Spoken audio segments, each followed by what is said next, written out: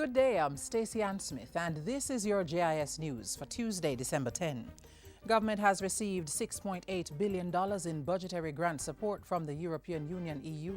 Finance Minister Dr. Peter Phillips signed the agreement for the funds with the EU's head of delegation in Jamaica Monday.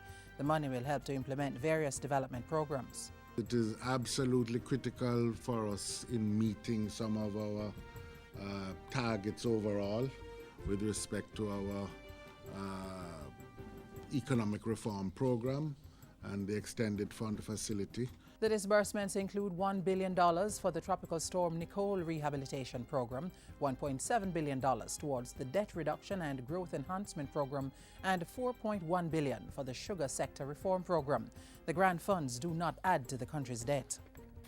The long-awaited omnibus legislation, which seeks to create a cohesive regime to govern all tax incentives, was passed in the Senate Friday. Justice Minister Senator Mark Golding said the legislation was the most far-reaching revision of the government's tax incentive regime. Comprehensive reform of Jamaica's many tax incentive regimes requires the implementation of a more transparently accessible and broad-based competitive tax regime, which can both act as a catalyst for investment and economic growth across all economic sectors, and also be administered in an efficient and effective manner.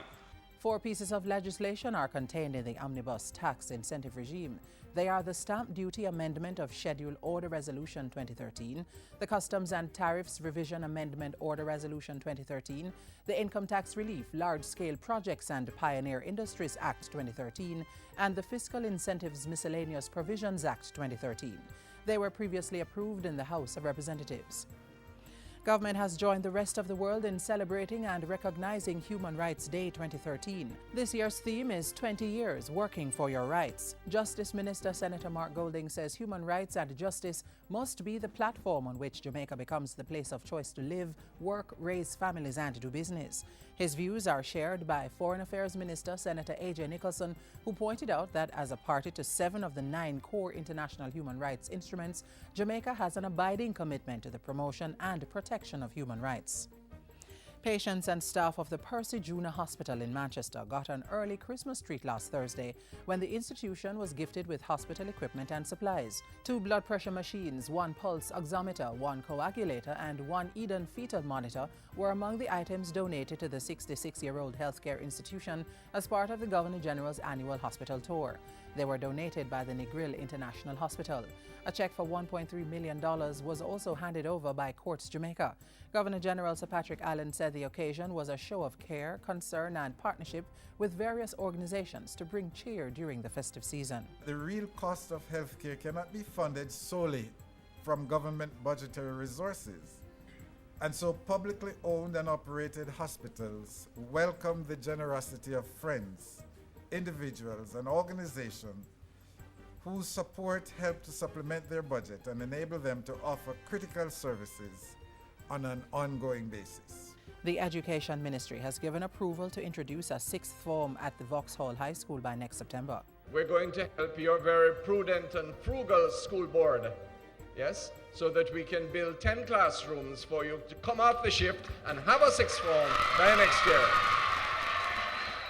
The Education Minister made the announcement at a recent congratulatory ceremony for the 2014 Rhodes Scholar Timar Fitz-Jackson, who is a past student of the school.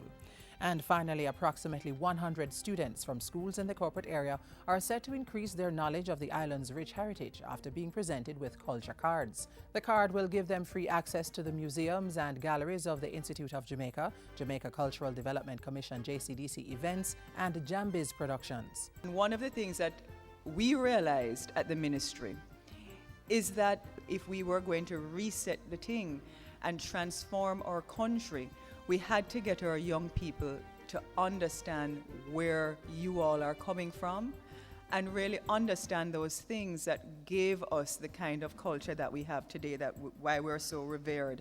The first phase of the program will run for 2 school terms and involve students at St. Andrew Technical and Vauxhall, Papine and Haile Selassie High Schools. And that's it for JIS News Today. I'm Stacey Ann Smith. Thank you for watching.